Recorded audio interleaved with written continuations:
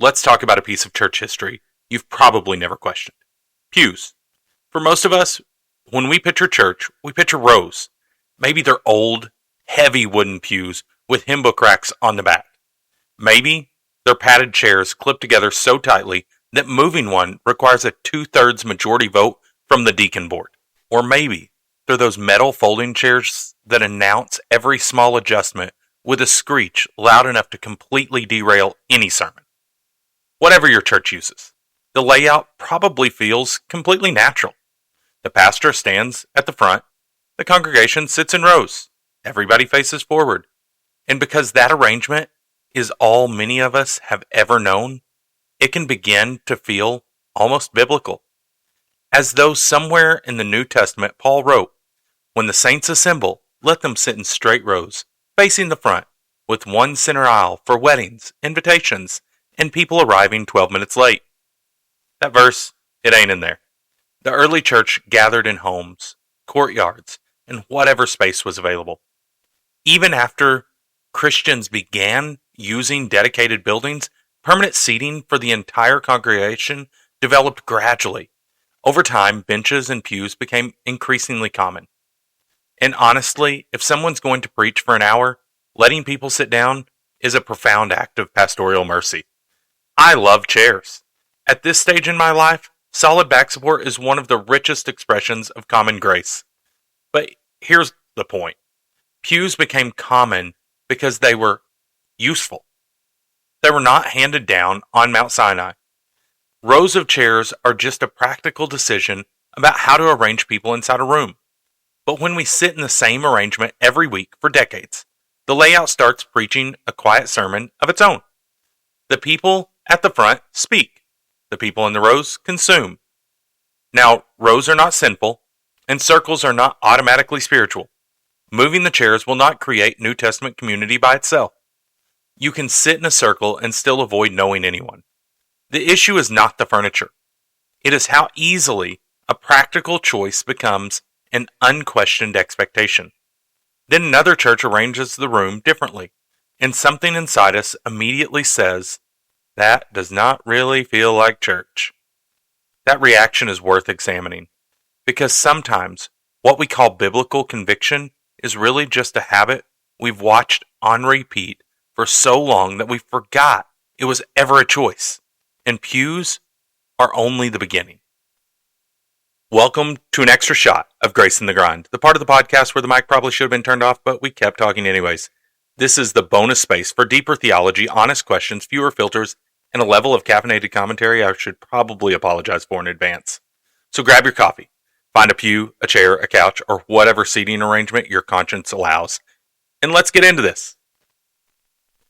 In the main episode, we asked whether our definition of church matches what Jesus actually established. Today, we need to push that question one step further. How do practical decisions eventually start feeling like biblical requirements? It happens with music styles, dress expectations, service times, building designs. Someone makes a practical choice because it works in a particular time and place. That choice gets repeated. The next generation inherits it. Eventually, everybody forgets why it started. They only know that this is the way faithful churches do things. Changing the custom suddenly feels like changing the faith. Christian theology has often used a category called anaphora. That word refers to matters Scripture neither directly commands nor forbids. These are areas where believers and churches must use Christian liberty, biblical wisdom, and love for one another. But Christian liberty does not mean carelessness. And it definitely does not mean every choice is equally wise. To think clearly about these things, we need 4 categories: commanded, modeled, permitted, and familiar. Commanded deals with divine authority. Modeled asks what apostolic patterns should shape us. Permitted deals with Christian liberty and wisdom. Familiar asks whether we are acting from biblical conviction or inherited habit. When we blur those lines, our preference becomes convictions, our customs become doctrines, and ordinary differences become reasons to divide. What is commanded? These are non-negotiables. Believers are called to gather. The word is to be read taught, and preached. The church is to pray, sing, baptize, and practice the Lord's Supper. We are to exercise discipline, use spiritual gifts, encourage one another, and bear one another's burdens. These belong to the church because Christ, through his apostles, instructed the church to practice them. A congregation may carry out those commands differently depending on its size, language, culture, and circumstances, but it does not have the authority to dismiss what Christ has required. This is where our convictions must be strong. If Scripture commands something, we cannot set it aside because it's inconvenient. We cannot replace it because something else is more popular. We cannot ignore it because culture finds it uncomfortable. At that point, the question is not, what do we prefer? The question is, are we obeying Christ? What is modeled? Other practices are modeled throughout the New Testament. We see believers meeting in homes. We see churches sharing meals. We see local congregations led by a plurality of elders. We see public teaching, prayer, generosity, testimony, discussion, and meaningful participation from the body. Those examples matter. A biblical model is not automatically a universal command in precisely the same form.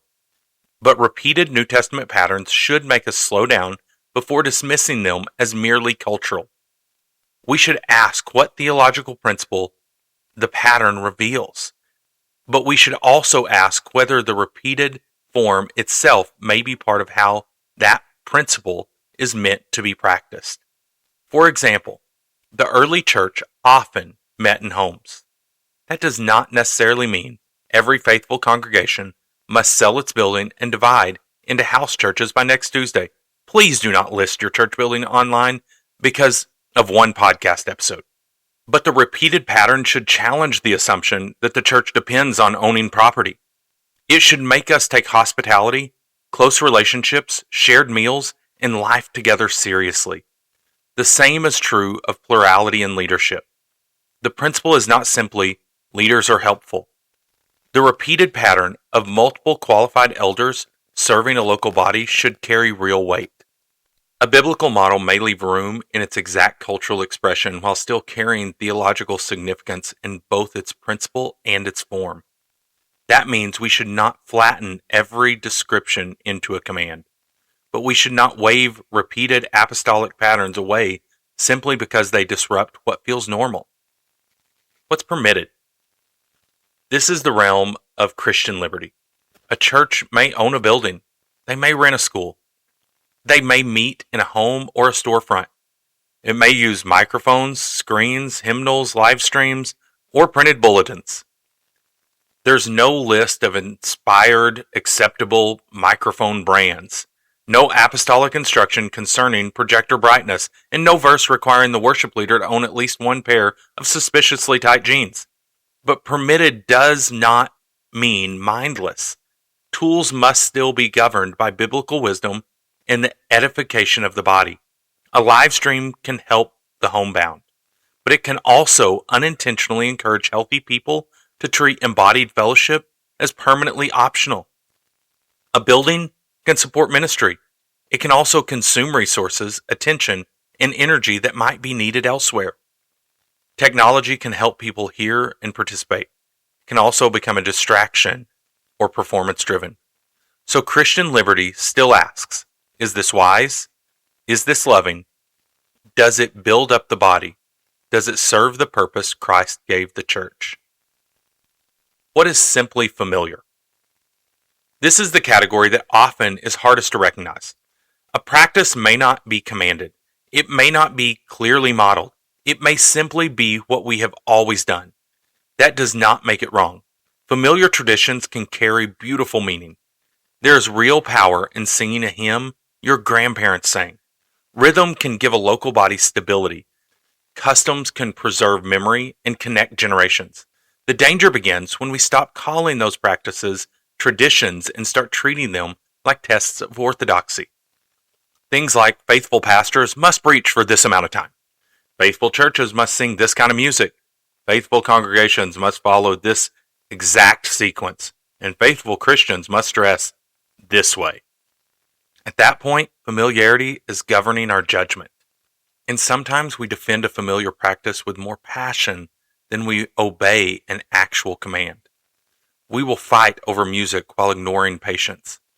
We'll divide over furniture while neglecting hospitality. We will become outraged over service order while gossip, bitterness, pride, and unforgiveness sit comfortably in the same pew every Sunday. If disrupting a custom bothers us more than disobeying a clear command to love one another, our authority structure is broken. Let's apply this to something nearly every congregation has, whether it's printed or not: an order of service. Most services follow some kind of predictable sequence. 2 songs, a welcome. 2 more songs, a prayer. Announcements, which depending on the church, can continue until morale improves. The sermon, an invitation, a closing prayer. 1 Corinthians 14 says the gathering should be conducted decently and in order. So planning a service is wise, but Scripture does not prescribe one universal liturgy. It does not give us one mandatory sequence for every congregation in every place and time. What Scripture does give us are governing priorities. The gathering should be intelligible. It should build up the body. It should be orderly. The word should be central. The saints should pray. Believers should sing. The ordinances should be practiced. Spiritual gifts should serve the body.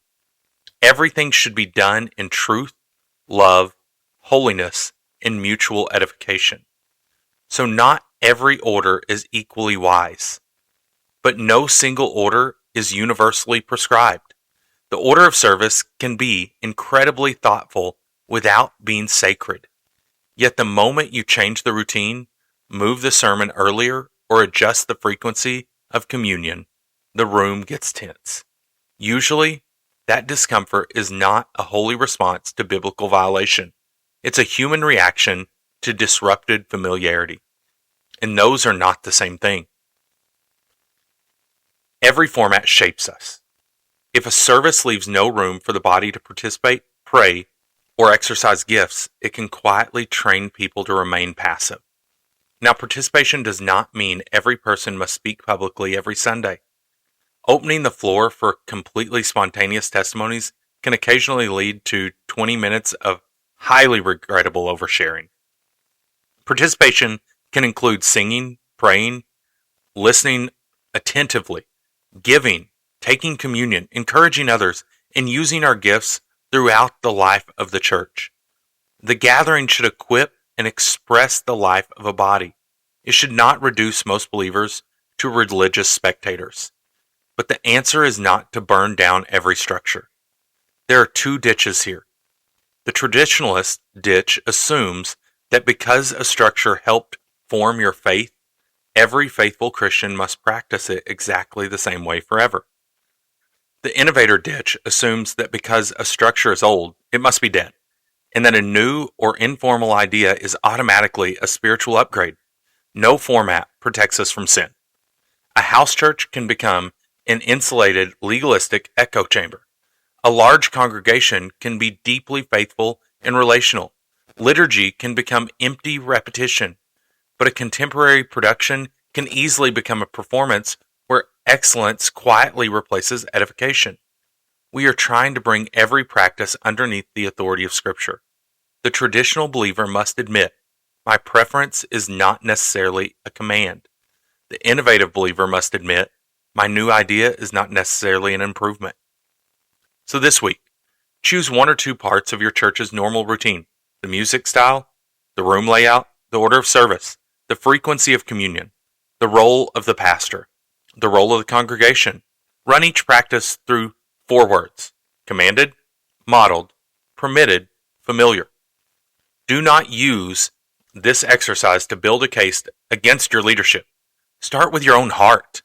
Ask yourself, where have I confused personal comfort with biblical faithfulness? Where have I judged another believer for doing something Scripture leaves open? Where have I defended a preference more passionately than I have obeyed a command? Where have I resisted something biblical because it did not feel familiar. Discomfort is not always a threat. Sometimes it is the exact tool God uses to expose an assumption that was never rooted in His Word. Quick reminder, if you want to support Grace in the Grind, grab a bag of coffee from Arrow and Roots Coffee Company. You get good coffee. We get real support. That's it. Link is in the show notes. So pews are not the problem, by the way. And chairs are not salvation. Changing the sequence of Sunday morning will not instantly manufacture a healthy church. Keeping it the same does not make a congregation unfaithful. The goal is not constant chaotic change. The goal is clarity. Scripture commands what Christ requires. It models patterns we must take seriously. It permits a wide variety of faithful applications within the bounds of wisdom. And it exposes the customs we have treated as authoritative simply because they are familiar. Humility refuses to turn preference into laws. Love refuses to divide over what Christ has left open. And true faithfulness keeps examining whether our practices are actually serving the people Jesus is building. The next time you take your seat, look around. The format may be wise. The tradition may be beautiful. But none of those things is the foundation. Christ is. And His Word, not our familiarity, holds the final authority.